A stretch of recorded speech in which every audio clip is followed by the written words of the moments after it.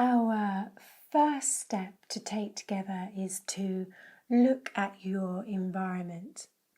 All things that we choose to grow from a place of love need a nourishing, nurturing, safe, steady environment.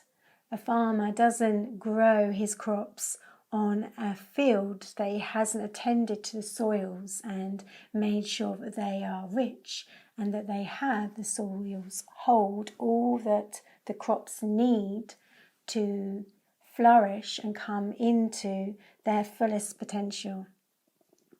A baby bird in a nest, a baby in a womb, our own children, our own loved ones, we want to provide an environment that feels safe. We want to provide an environment where we know that the other can let go and be all that they are. And so this is the kind of environment we want to start to create for ourselves. So the first step would be to looking into your environment and seeing what is in your environment that is telling you you need to improve. Now, self-improvement is big business, but we don't need improving. We are already perfect as we are. It's just noticing that perfection in our uniqueness, in our own shape, in our own gender, whatever it may be, that we may struggle against. Every single person I know, every single human has experienced some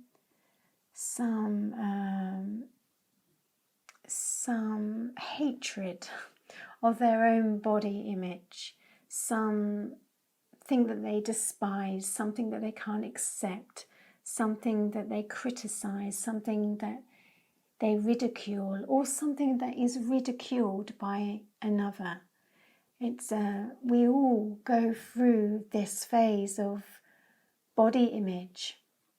And so it's very important to know that you are not improving. It's just about letting go of all those untruths, all those beliefs that we are carrying about our bodies that is infringing upon our ability to have a relationship of love. The messages that we receive in our environment through words, through communication, through social media, through what we read in a book, we absorb those on some level.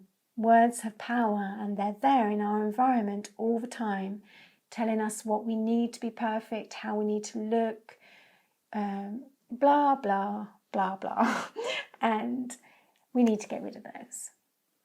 So the first step is to clean your environment. Let go of your self-improvement books. You don't need improving. Let go of any glossy magazines with their airbrushed images. They're fake. No human can ever be like that, can ever look like that. They've been airbrushed. They are false images. So let go of those. Anything in your environment that is telling you need to improve, or that you are comparing yourself to, or it is not offering you a nourishing, loving, safe environment, it's time to get rid of. Even scales, just off the top of my head, scales, we measure our weight and then we gauge upon that measurement whether our body is perfect or not.